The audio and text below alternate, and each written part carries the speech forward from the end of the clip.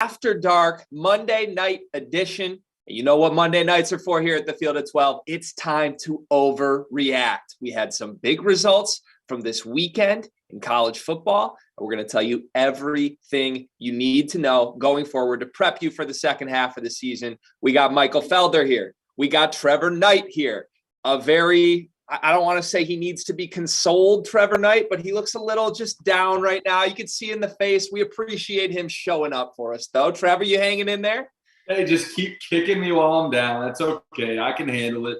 It'll be a fun show. We'll get the thoughts on it. I need to relieve myself of some built-up pressure, so it'll be fun.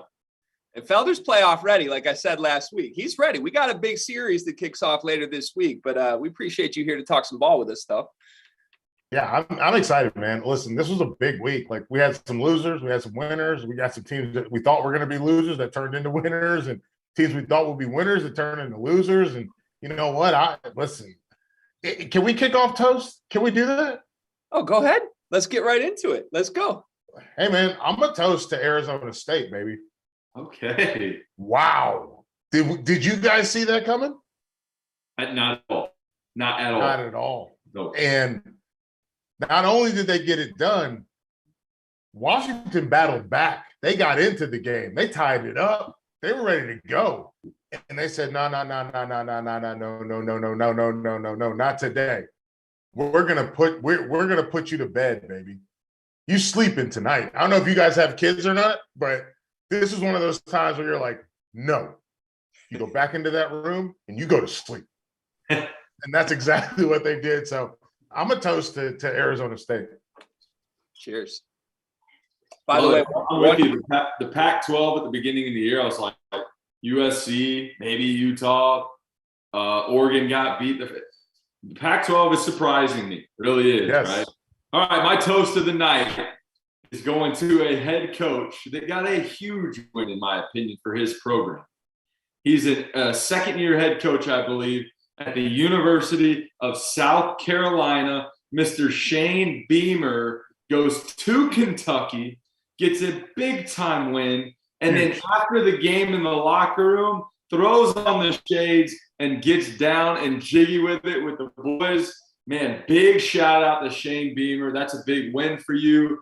Tough side of the SEC this year. A lot of ball ahead, but on that side of the conference, getting a win over a Kentucky team that had super high hopes coming into this season is a huge victory for the Gamecocks. Shane Beamer, cheers to you. Cheers, Beamer. I certainly hope that Will Levis was able to go home and console himself with some mayonnaise and some coffee late that night. You never know.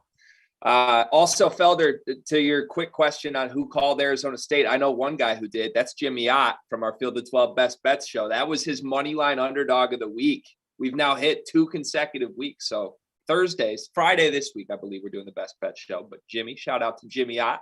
All right, I'm going to cheers to a team we're going to spend a whole segment talking about. I don't know if that's against the rules or not, but I got to eat my words, gentlemen. I got to swallow my pride here. I said that LSU was going to beat Tennessee down in Death Valley. I said that they were going to do that. It didn't matter what time this kickoff was. The bourbon would be flowing. And it's time for me to admit that Tennessee is serious, boys. I mean, that was a beat down. That thing was over in about 15 minutes. So to the Vols, and we're going to talk more about you, but you got my eyes on you, Balls. Good work. And as always, gentlemen, we are brought to you by BetRivers. You can listen to us on the SiriusXM app. And if you're watching us on the YouTube channel, please subscribe. Please like. Please get in the comments. Sometimes we will answer your questions.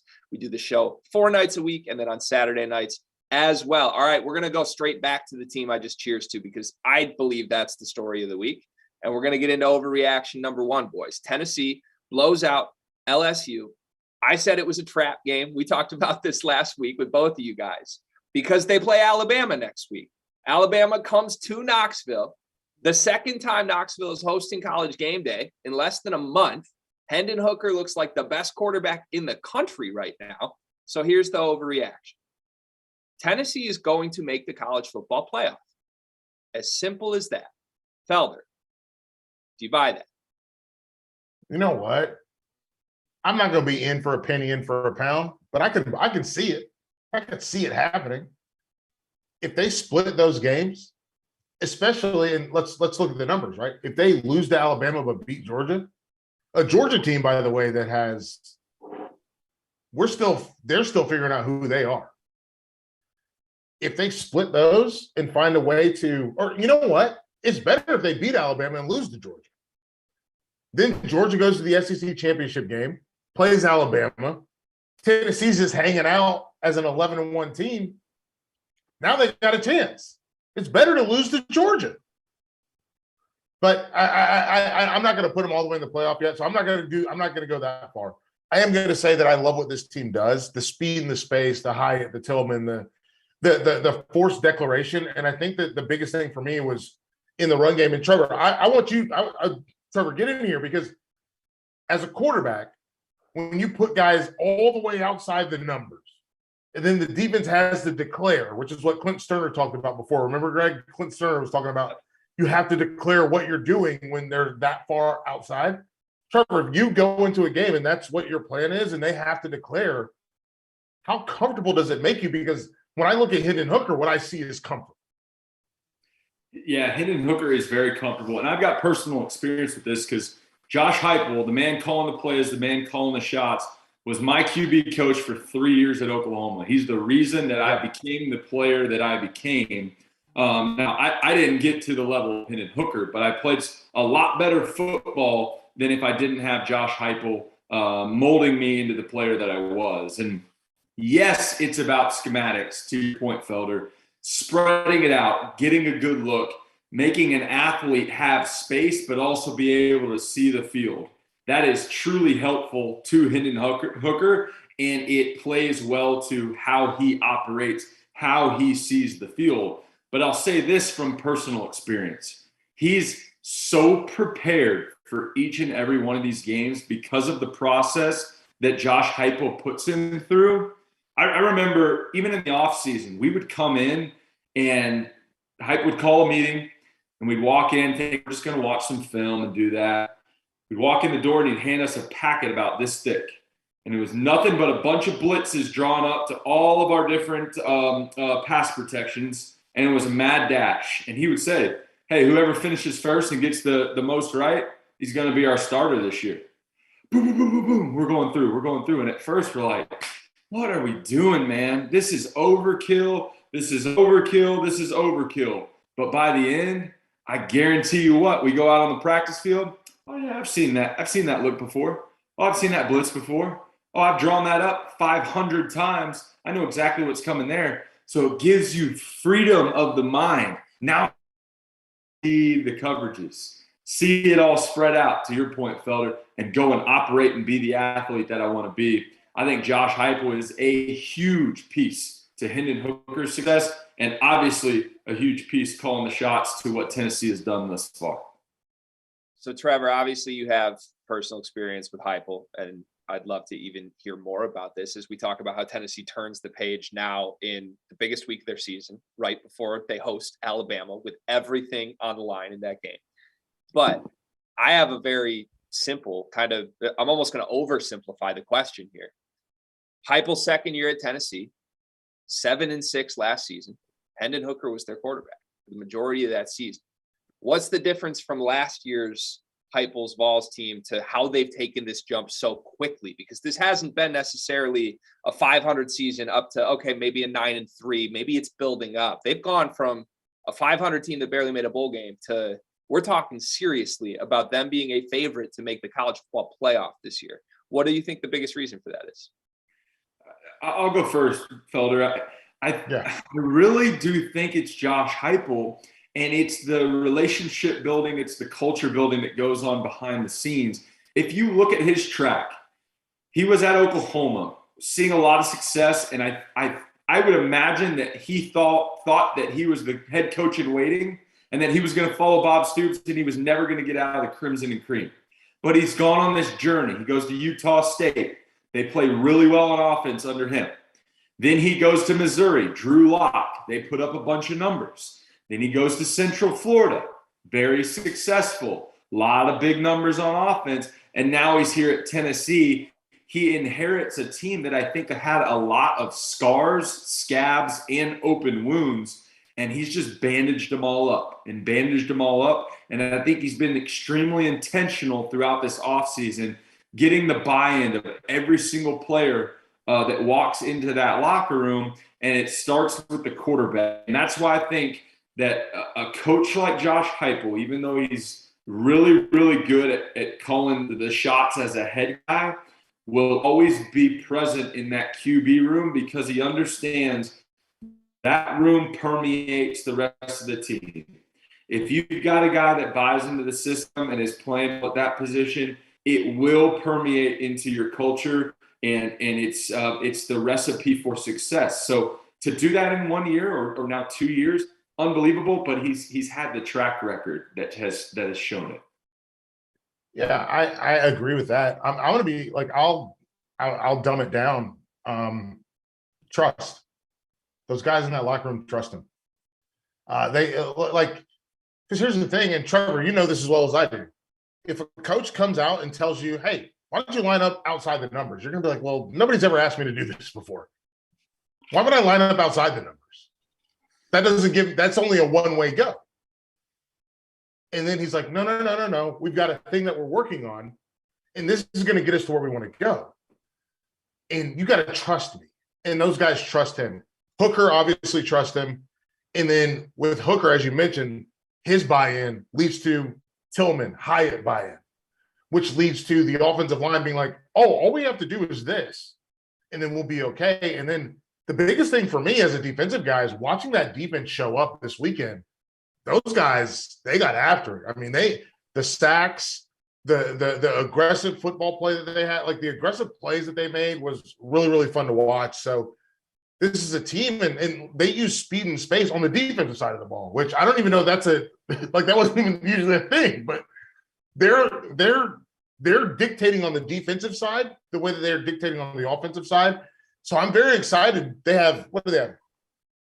The next 4 weeks, they have 3 huge games.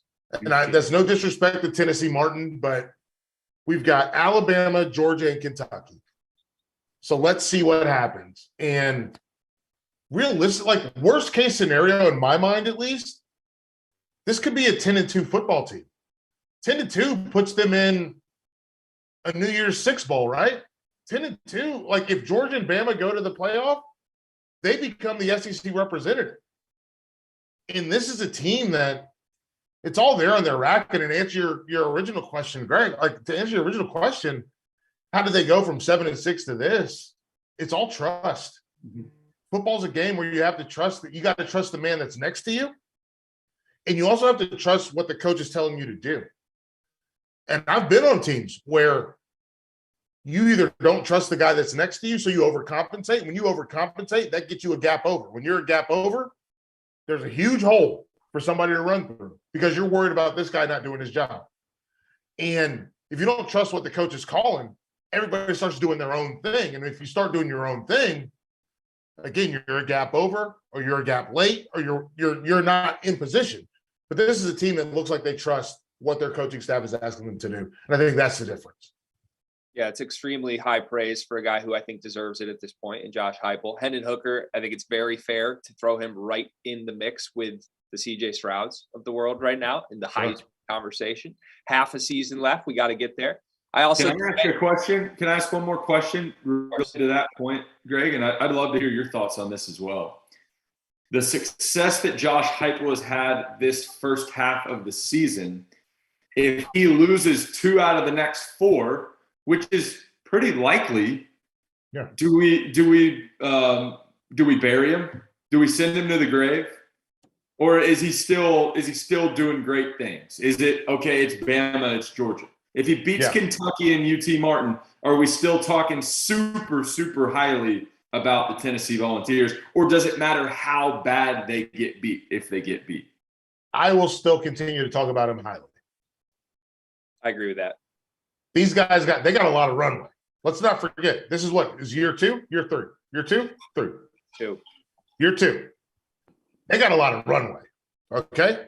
They got a lot of runway in terms of Saban's been there since 2008. And Kirby's been there has he been there 6 years? They got runway. They built this. This is a guy who's doing it with other people's guys. And he's still in transfers, and he's figuring out a way to make it work. So for me, I will continue. Again, if they go 10-2, like Trevor, what are we going to do? If they go 10-2 as a team, and they end up in, I'm not going to pretend like I know which bowls are making up the playoff this year. Greg, off the top of your head, which bowls make the playoff this year? Oh my God. Right, exactly. So that's my point. No, we're not paying attention to it. But if they go to, whether it's the Sugar Bowl or the Orange Bowl or it's the Chick-fil-A Bowl, whatever it is, if they go to one of those bowls, then you're in the catbird seat for whatever comes up next. That's all I'm saying. So yes, he still gets credit from me. Yeah. Agreed. Okay. Yeah, that's the right answer. Let's say they don't blow a easy one, right? To the no disrespect to UT Martin. And I think there's a lot of basketball school fans out there that were just happy you threw them in with Alabama and Georgia in that statement, Felder, but they'll take it right now. But if they just take care of business at this point, whether that's 10-2, whether that's 9-3 with a loss to Kentucky, I think everybody still feels great about Tennessee and Iowa after the season. All right. So I can't promise I'm not going to bring Josh Heupel back up later in the show, a little teaser for a few segments from now. We'll see when we get there. Uh-oh. But for now, we're going to move to the team they play next week. That's Alabama. And look, Trevor, another heartbreaker for you last week. Comes down to one play. I was impressed with the quarterback for Texas A&M. I thought the Haynes King was pretty damn solid for stretches of that game. It came down to one play, and I know the ball got out late, and I know he didn't make the play when it mattered. Felder's looking at me like I'm crazy, so I'm excited to hear what he's got here. But he played better than I thought he would play in that environment and gave that team a chance to win the game.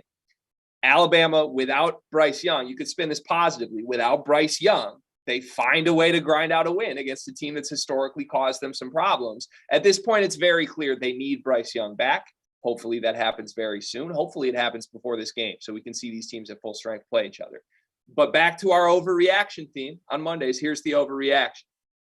Alabama's reign atop college football is officially over. We've seen enough. If they're going to struggle with this Texas A&M team, that reign is over. Trevor, you're shaking your head. What do you think? Yeah, not buying it. Alabama is still the Roman army, as we call them. Look at this game, and let me pick out some positives for the Texas A&M bunch because there's really not many. They lost, all right, but it was a 2-point game. You're on the road at the number one team in the country. You play them close. I thought the defense played pretty well overall, forced turnovers, but let's flip it to Alabama. If they have their Heisman Trophy winner at quarterback, they don't turn the ball over, I believe, 4 times. That makes the game a lot closer. That being said, too, Jalen Milroe is a great player. He's going to be a good player. He's going to win them a lot of football games in the future, but he's young and he turned the ball over a lot. So for them to, and I'll say it, sneak out of there with a win is what great teams do in that type of situation. Right. Haynes King played better than we've seen him, but I don't think he played great. I'm actually shocked that you started him at the beginning of the year. You bench him for Max Johnson. Max Johnson gets hurt, and you go back to the guy that you benched instead of giving the young, exciting 5-star freshman a shot. That worries me about Connor Wigman, the freshman. Yeah. And I've said this numerous times now. Either he's not as good as we think he is, or he's not mature enough to be put in there.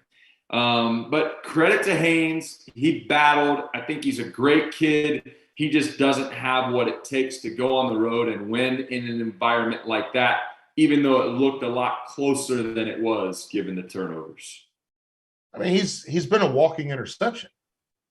And that's something like you go back to the Sam Houston game, and I know he threw 2, but he should have threw 5. These guys were surprised the football hit them in their hands. Yeah. Yep. And so the big thing for me, and that's not a knock on Haynes King. He's going to get better. He will continue to get better. And with coaching, and you know this, Trevor, as well as I do, like with coaching, you can get better. But the big key for me is like, man, like, what did he throw? He was 55% passing in that football in the game against Alabama, and nothing vertical, nothing challenging. And I guess the thing I look at, if you're going to beat Alabama, you do have to challenge them vertically.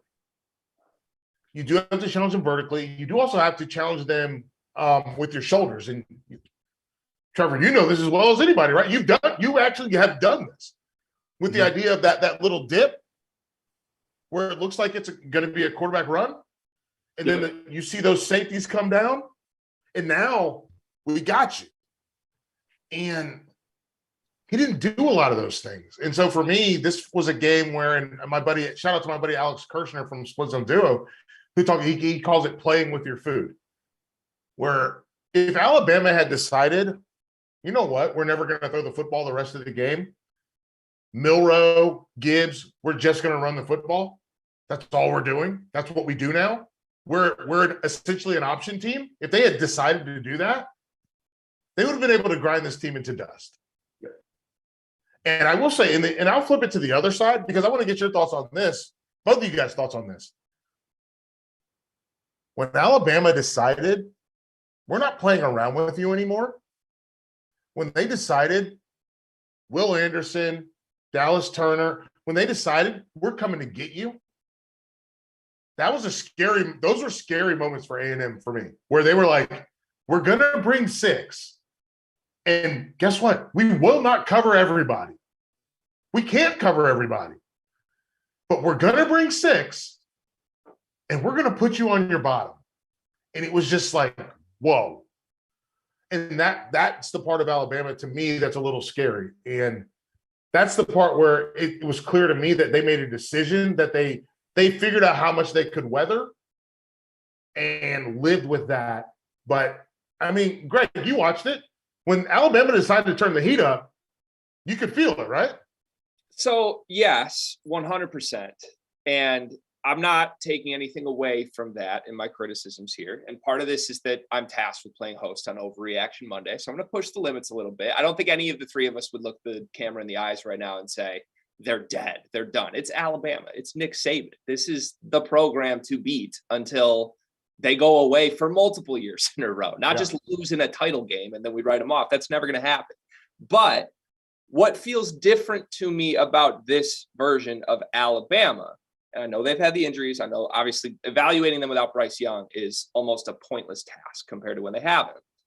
But this whole when they turn the switch thing, right? That whole concept was something we talked about after the Texas game too. And this is now 2 games in a 6-game sample size now where it came down to the final series.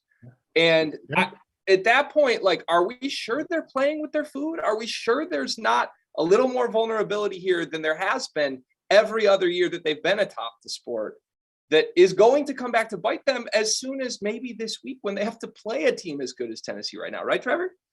I agree with that. They are more beatable, I think, than maybe some other years. And we've talked about Bryce Young is the reason that they are who they are.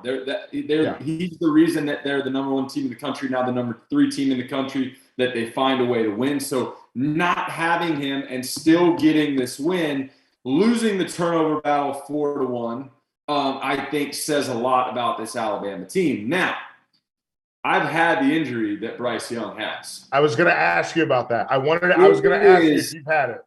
I couldn't lift. It was throwing arms, same deal. I couldn't lift my arm to brush my teeth without wanting to cry in pain for 2 weeks. Yep. I was able to come back 3 weeks later, and I don't even remember how many shots they put in my arm. But it is a tough injury to get through because that's what he does. He's throwing the ball. It's not like, oh, it's muscular or what have you. It is a structural damage, and it is painful. What do you got, Felder? I was going to ask, because here's the thing. The difference between you and me, I've had it as well, but I played safety. Right. So we put the Douglas restraint on, so your arm never goes above here. And it's all about pain management, right? They'll give you a couple of those 800 mg ibuprofens, maybe they give you a shot, and you can rock and roll. But as a quarterback, you have to be able to feel that whole thing. So just give 30. Can you give us 30 seconds on like what that's like as a quarterback to handle that? Because they bought him a week of not having to play. Right. And well, this is the whole deal. Not only are you mentioned you're wearing a strap that can let it go to here, and maybe on a given play, you're going up to make a play, you're making a tackle, and it goes farther than that and it hurts like hell. Yeah. But you can go right back down and you can kind of relax. If you were throwing the ball all game, let's say it's 30, 40 throws of actual in-game throws, you're throwing 200 throws in warm-ups, in pat and go, in all that, where you're doing a full-on 360-degree motion right there on that joint, and it is painful. And you don't have the zip on the ball. You don't have the accuracy. You can't do the things that you normally would do. There's a mental block behind it. I mean, there's a lot of things that you have to get through. So we will see how bad this injury really was. I know Bryce Young was suited up on Saturday. If he can't go this upcoming weekend, to get back to our point, I think Bama is beatable, especially by a team that's playing as good and with as much confidence as Tennessee is right now. But it all is dependent, to me, on Bryce Young, whether he's in there or not. So let's wrap the Alabama portion of this with just putting a number on that, because I think all three of us agree there. But let's just say Alabama without Bryce Young. If you're stack ranking that team with Georgia and with Tennessee, 1 through 3, 1 being best and 3 being worst, where do you have Alabama without Bryce Young? 2. I think 2 as well. 2, even without Bryce. Wow. Yeah. All right. Because here's the thing: what we saw this past week was a stopgap. If they decide that they need to lean into Milroe, this offense is going to look completely different. That's true. And I think that's the thing we saw in the game that Young goes out. Gibbs was like, okay, I'm going to get the football all the time. And they're going to become a different football team. If they realize that he's not going to play, we got to do something different. And I think they become a different football team, but still a very good football team. We talk about one thing that we didn't even bring up really quick, and it's kind of changing gears. How bad was the play call on the last play of the game by Jimbo Fisher in that offense? And I saw a clip that Saban drew up. He's like, we were so lucky. They got in this formation before. We ran the perfect defense. He drew it up. They had help everywhere.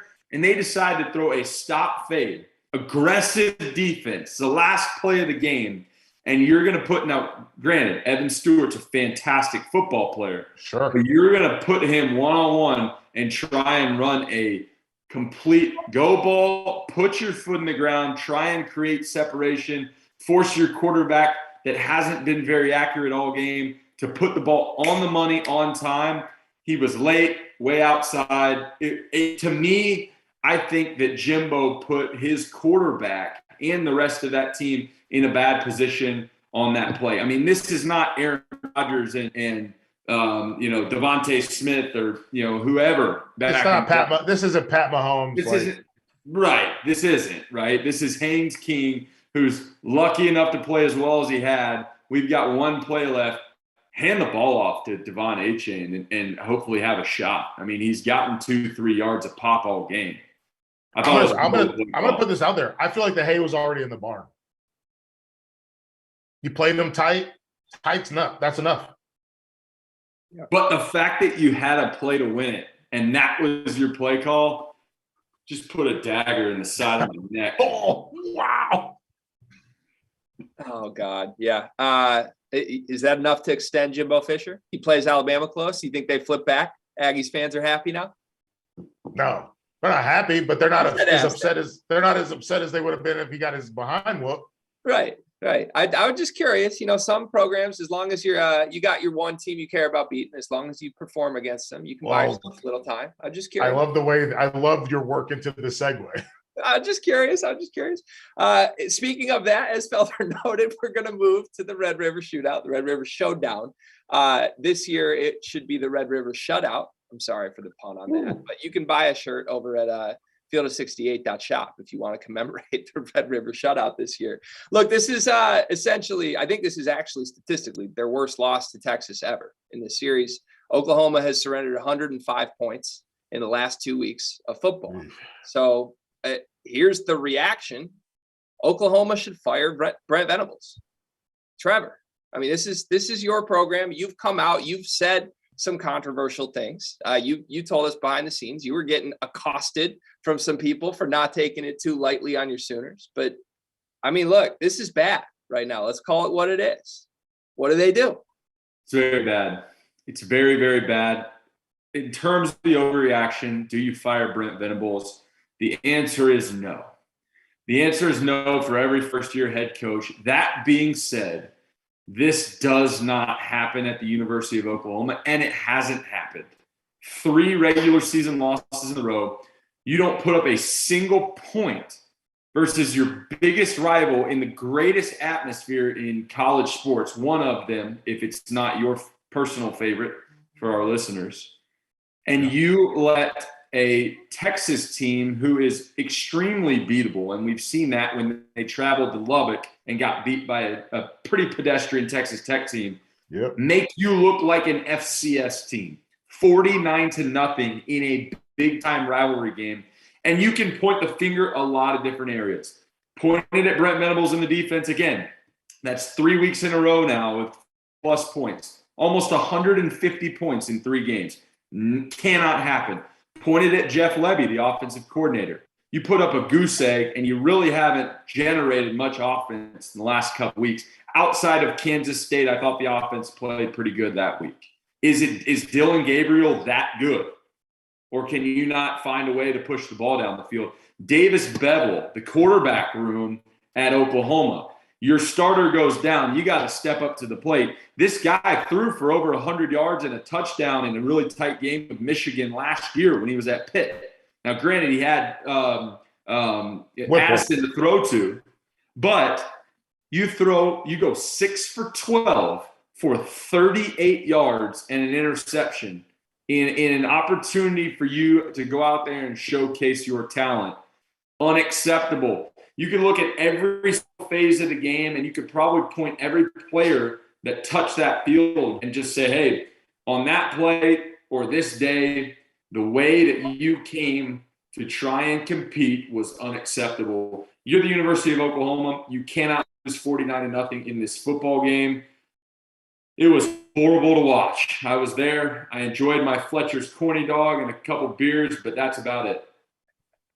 Well, here's the thing. I'm going to ask both of you guys. Do we think that Texas is 49 points better than Oklahoma? Roster? No. Never have been. Never should be. And I agree with you. So what? So we all agree that they're not 49 points better than this roster. This isn't Texas playing, Incarnate Word or whoever. This isn't that. This is them playing Oklahoma. So we have to go to another level. What's the difference? I think preparation, Sunday to Friday. Sunday to Friday becomes a problem. So what's going on Sunday to Friday that we can't fix? And again, as we mentioned, 105 points over the last 2 weeks. That's another week of Sunday to Friday. And Venables, well, I love him. I think he's as a defensive coordinator. This might be the reason why that Bud Foster was like, no, I don't want to do this. Yeah, I don't want to be the head coach. I never want to be a head coach. I just like coaching defense. I like to just do my little thing, and that's my thing. Because Venables said, he goes, there's a lot of stuff I don't know about, and I'm trying to learn. He said that during media days. And if him learning is going to be him also shirking that responsibility of being a defensive coordinator, of being the heart of the defense being the heart and soul of that team, then there becomes a problem. Because the biggest thing that I saw, it wasn't the 49 points. It wasn't even the offense. The biggest thing that I saw was business decisions from the defense. Guys that clearly didn't want to be there anymore or didn't want to keep playing in the game. And that to me was more heartbreaking than anything. Obviously, nobody's more heartbroken than you, Trevor. But as someone who's watched Venables from Oklahoma to Clemson, back to Oklahoma, his defense has always had this, like, their chest was always puffed out. There was always real pride. They were always ready to rock and roll. These were guys that these were the guys that, like, these were guys, you know what these guys were? And I get it. I'm the only person that's from the South here, or from the Southeast. But this is Chipper Jones showing up during Snowmageddon in Atlanta on his ATV and ready to rock and roll. That's what Brent Venables' defenses have been. In the national championship game, he took out 3 starters and put in a walk-on and 2 other guys that nobody had ever heard of because they didn't do their job. And I think he doesn't feel empowered to do that at Oklahoma right now because he's trying to win the roster over. And it feels really weird. And I'm not excusing him. But what I am saying is that I just don't think he has the wherewithal. I don't know. I don't know what it is. And it's going to be interesting to see how it works out. And I'm sure he's on the phone with Dabo being like, how do I fix this? What am I supposed to do? But it's to watch the defense flounder in that way, for me, as someone who's followed Venables over the course of time, has been very, Stoops, Bob fired his brother for him. Yep. Like, he fired his own brother for Venables. He's like, no, this guy's good. You go somewhere else. And it just is, I don't know. That's the part to me that's really heartbreaking and frustrating. It just, I thought at the minimum, they would look a little bit more like Cal, right?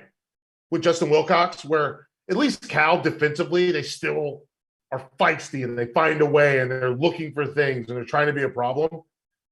This defense just kind of laying down and the lack of tackling, that hurt me way more than anything offensively. And obviously they tried Trevor, what did you think about the no quarterback offense? I thought they should have never gotten out of it. Braden Willis, number 9, gets back there. He's the best player on the football team, and I don't think it's really close.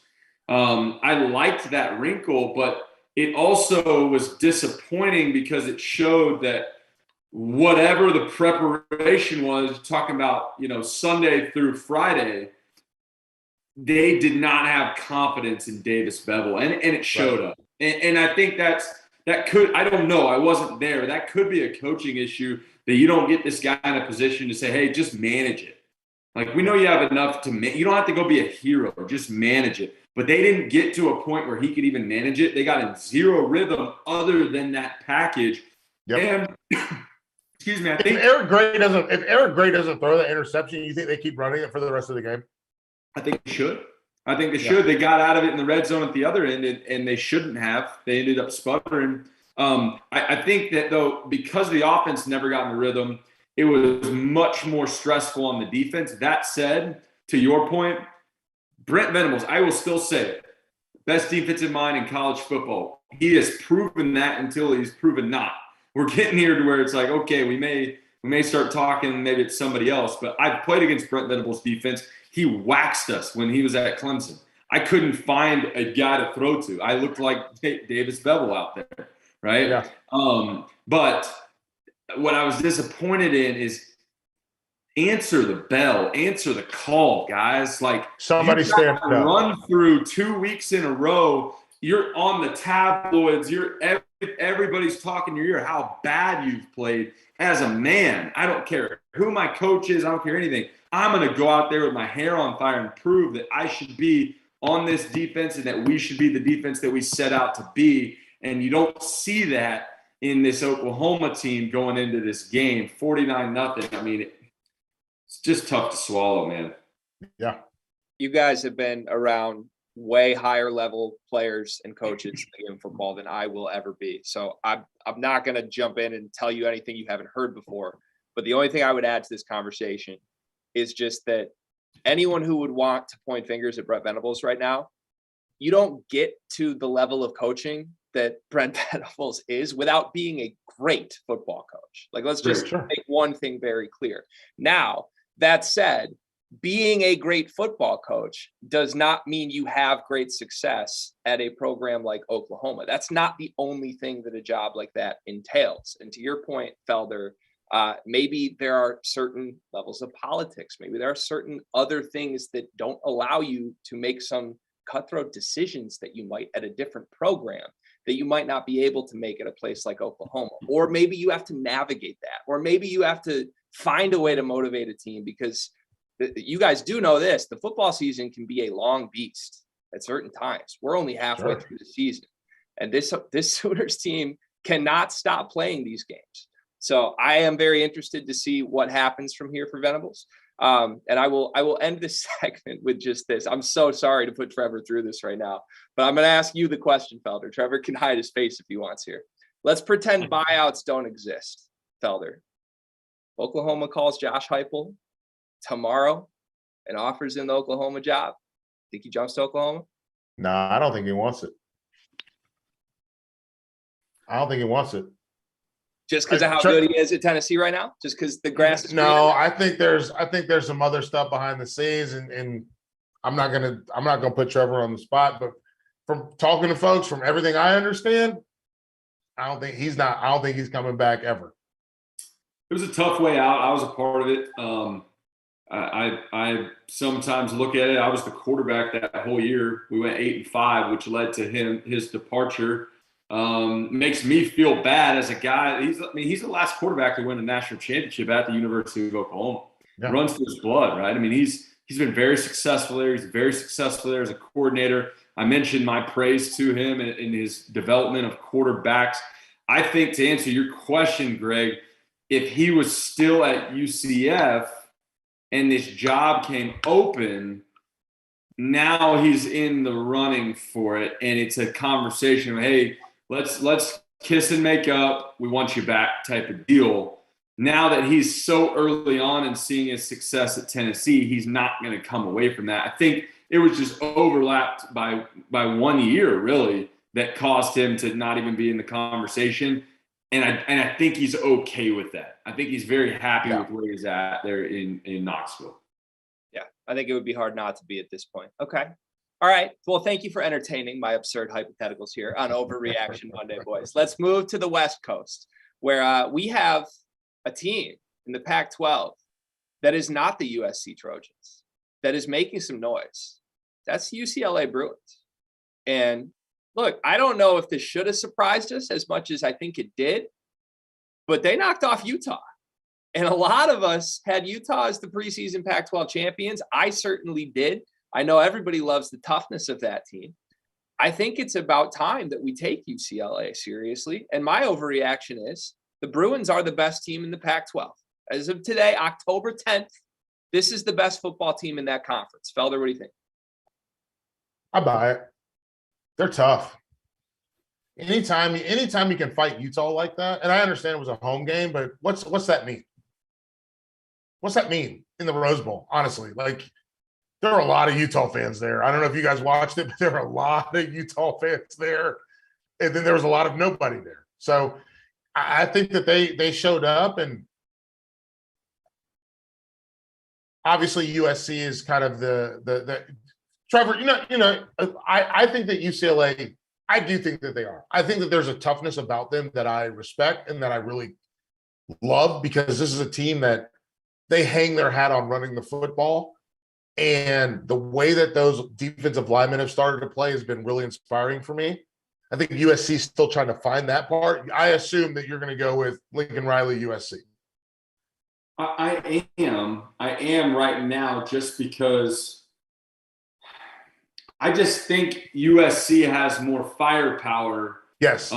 And I thought Christian Hackenberg on our last show made a really good point that I don't think USC's got out of second gear yet this year. Right. I think they still have more to unleash on the offensive side of the ball. I mean, Caleb Williams and that cast, they go out there and they play 7-on-7. It will be interesting when they come up against a Utah defense or a UCLA team that's playing great all the way around, and they face some adversity. I think that UCLA is obviously, that's why we're talking about it, they're surprising everybody.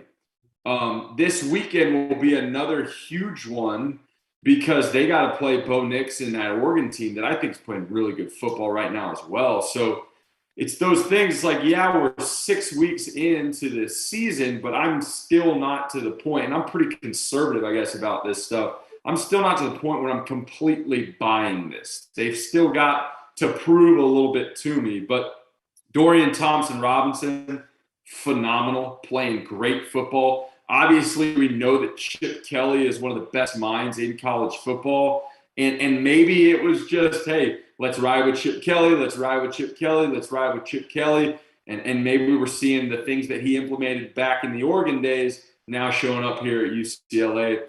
I'm not buying them. I'm just not going to put them over USC quite yet. But that's going to be a fun one to watch towards the end of the season.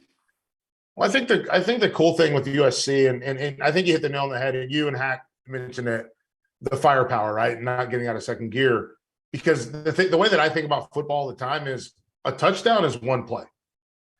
And there's no team, if we go across the nation, USC, Ohio State,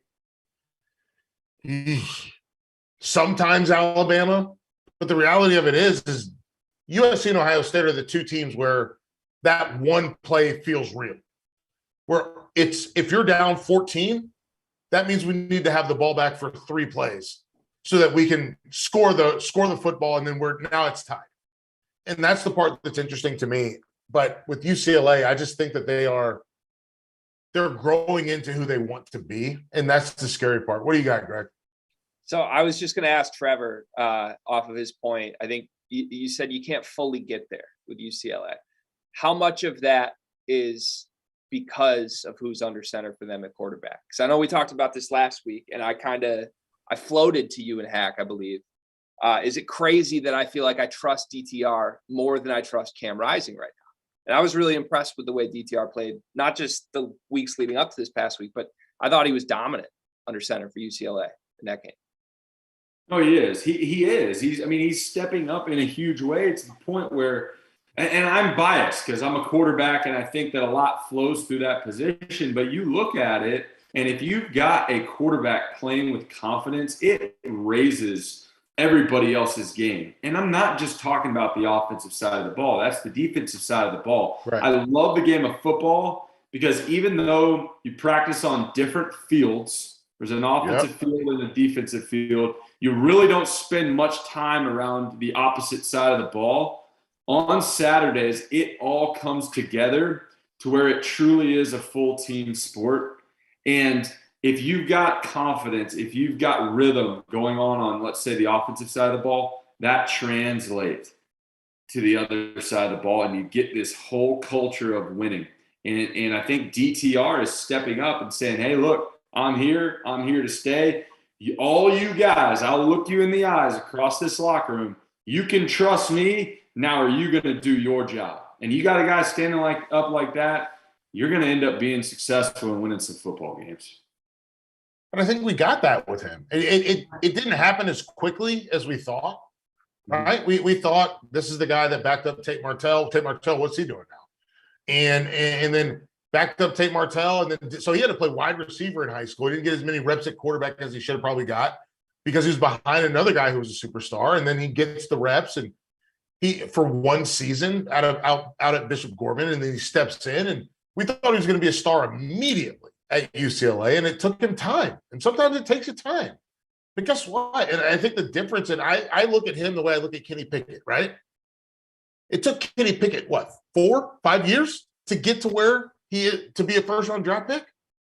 It took DTR the same amount of time, and the difference is Kenny Pickett didn't come in with a lot of fanfare because prior to Pitt, he was a Temple commit. DTR was a guy that everyone thought was going to be an instant success, and hey, guess what? It took him some time. But it's taken him time, and this is the beauty of it. This is chef's kiss. it's taken him time with the same coach. This isn't a guy that's had multiple coaches. So if you don't think that him and Chip Kelly are on the same page, you're crazy. These guys know they're in each other's minds. This is some Hannibal Lecter stuff going on right here. You know what I mean? I'll tell you what else about these two teams specifically, USC and UCLA, is impressive to me, is they're incredibly balanced on offense. It's not like we talk about Caleb Williams and we talk about DTR being phenomenal throwers of the football, which they are, and they're being very, very efficient doing so. But you've got Travis Dye and Zach Charbonnet, I think is how Charbonnet's a monster. Dude, monster. He's got, 120 plus yards 2 games ago? Almost 200 this past game? Let me ask you this, Trevor. Utah, they did not want to tackle him. When you're a quarterback and you hand that ball off, and then you see guys just ankle biting, snipping at shoelaces, what does that do for you? Like, you got to get up and be like, yeah, let's go, boys. So, I mean, look at these stats. DTR, 18 to 23, 299. Let's call it 300. Yeah. 300 yards, 4 touchdowns in the air. Mm-hmm. But why was he able to do that? Charbonnet, 22 carries, 198. Let's call it 200 and another touchdown. It's complementary football. You play complementary football. You talked about it with the Tennessee game. Spread it out, bring it in. What's the defense going to do? They're going to load the box. All right, we'll beat you through the air. All right, we're gonna drop 8. All right, we'll hand the ball off. When you've got that complement, that's what you saw with Baker Mayfield and Joe Mixon. That's what you saw with Matt Leinart, Reggie Bush. Those are the teams. And Lindell White. Yeah, no doubt. Those are the teams where you're like, all right, those guys are virtually unstoppable, and that's why they're being successful. Yeah. So we will end the show tonight with our 3 stars of the week. We're going to get to that in just a moment. And I seriously considered going the entire UCLA backfield for 2 of my 3 stars this week. I restrained myself, but I did take one of them. So no spoilers. We'll get there shortly. We are going to spend 3 minutes max on our final overreaction because I insist that we move to my Big Ten. Boys, we can't go an entire episode without talking about the Big Ten. Michigan struggled in a win. Not the first time that's happened this season. They were tied at halftime with Indiana. They pull away. They win by 3 scores. They host Penn State this week in Ann Arbor. Must-win game for whoever wants to come out of that division. Obviously, at the end of the season, obviously, we know Michigan plays Ohio State. Ohio State still has to play Penn State as well. So here's an overreaction. And you guys can feel free to just shut this down. Like I said, we have 2 minutes here. So just tell me I'm stupid if I'm stupid. No Big Ten team will make the playoff. Is my overreaction. None of these teams are that good. They're going to cannibalize each other. We're going to see some sort of split. Michigan beats Penn State beats Ohio State, vice versa, something. And this miserable conference with the other division, that's the worst division in football, by the way, is going to get shut out of the playoff. Felder, am I crazy? You're crazy. Listen, one of these teams is not like the other. And that's Ohio State because they're good. They're actually good. They're very good. Knowles has got them cooking. So Penn State can beat Michigan. Michigan can beat Penn State. None of them are going to touch Ohio State. Trevor, what you got? I agree with you to an extent. Now, I'm not selling off my shares of Michigan quite yet. Just struggle a little bit. This is the same Michigan team from last year that we kind of just let go and go and and they ended up having a phenomenal year. I think that they have the ability, because they've been there, and a lot of guys in this locker room have been there, to go into that Ohio State game and potentially shake up some feathers. That being said, I'm trying to play devil's advocate here. Ohio State's phenomenal. To answer your question, Greg, there will be a representative from the Big Ten in the playoff because one of these teams will emerge, and I'm with Felder. I think it will be Ohio State, but let's keep our eye on Michigan for a little while longer. I don't need to watch them anymore, man. I mean, I watched 75% of that Indiana game was booty. Yeah, you're not wrong. I wish I could say you were but wrong. We could say that about Georgia as well. in a couple of their games, right? Yeah, no, you're not wrong about that. You're not wrong. The Kent State game and obviously the Mizzou game, they trailed most of the Mizzou game. You're right. Like, yeah, you know what? You've convinced me. I'm in. I'll keep watching them and I'll keep paying attention and I'll stay focused. But it doesn't feel the same. Are we all in agreement though that Penn State is by far in third place in that rat race? What are they? I don't know. I don't know. Hack, we need you. Yeah, the spirit of Christian Hackenberg can only carry a program for so long, boys. It is. Also, I just want to throw out that when I was about 18 beers deep this Saturday afternoon in East Lansing, Michigan, and CJ Stroud threw a pick six to tie the game at 7-7, Ohio State was looking real vulnerable to my beer goggles just for a moment there. Okay. Everything changed. A bus came crashing very quickly after that. And the rest of my Saturday was spent just like Trevor Knight's Saturday was. But for just a brief moment there, when the best quarterback in the country threw a pick six to give me some false hope, it was beautiful. All right. Listen, you know my wife went to Michigan State. So your wife's probably smarter than I am with how she's approaching the season. I talk myself into it every year, brother. She missed the pick six because she took our daughter for a walk and she was like, I guess I'm not going to really watch this game. And then she can't. By the time she was back in to watch the game, she was like, oh no. Yeah, again, smarter than I. I took my talents to East Lansing this week just to be guillotined. It was all right. Here we go. Yeah, let's end with our 3 stars, gentlemen. All right, so this is how it works every week. We have a quarterback, we have a skill player, and we have a defensive player who is our star of the week. All 3 of us have 3. We're going to go around the horn. We'll each do quarterbacks, and then we'll do skill players, and then we'll end with defense. So let's start with quarterbacks. Felder, you're up first. Throw it to Trevor, then throw it back my way. I'm going to go Hendon Hooker. Hendon Hooker's amazing. This is a guy, again, speed and space. He doesn't throw interceptions, doesn't make mistakes, and he adds those legs into it. So I think that he deserves it. He's starting a 4. This is week 1 of a 5-week plan, and we're going to get on it. Trevor, who you got? So I need a lot longer for this, and I'm so thankful we only have a few minutes left because I was very prepared to completely just bow at this guy's feet for what I've said about him. Quinn Ewers, I'll be brief. You proved me wrong. You played well. I don't think Oklahoma's all that great on defense, so you still got to prove to me more. But you beat us 49-0. You were 21-34, 4 TDs. Again, 49-0. I had to watch that freaking mullet run around the stupid stadium all day. Congrats, man, I guess. I mean, that's just the best cheers to a star that we've had in show's history, Trevor. So kudos to you, being the bigger man, being honest about it. I don't know. I'm still kind of passive about it. Go ahead, Greg. I'm going DTR. Simple as that. You read his stats earlier in the show. You gave him the 300 instead of the 299 as a quarterback should. But I think he's dynamic as hell, and I think he's going to beat USC whenever that game is. I don't know when that game is, but I'm buying the Bruins. All right, let's do our skill players next. Felder, who you got? I'm quick on this one. Michael Mayer, tight end, Notre Dame, arguably. So Georgia fans, shut up. Arguably the best tight end in the country. I don't understand how people don't cover him.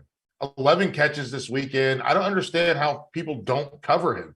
And I'm not talking about contested catches like mossing people.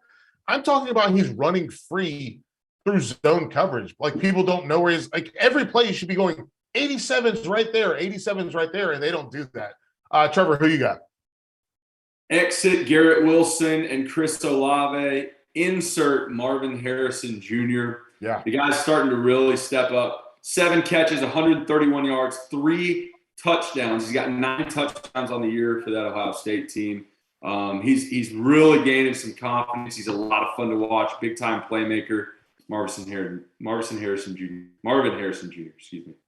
He's a freak. I'm going my first back-to-back star. I did this last Monday. Blake Corum, best running back in the country, 25 carries, 124 yards, ho-hum. He's just been the constant. That's what I keep referring to him as. He puts this out every single week. He makes J.J. McCarthy's life as easy as it possibly could be, and Michigan remains unscathed. To defense. Felder, who you got? Dallas Turner, Alabama. And this is what I talked about. This is what I alluded to when I was talking about them getting after the quarterback. It's not just Will Anderson. Dallas Turner also gets to the quarterback.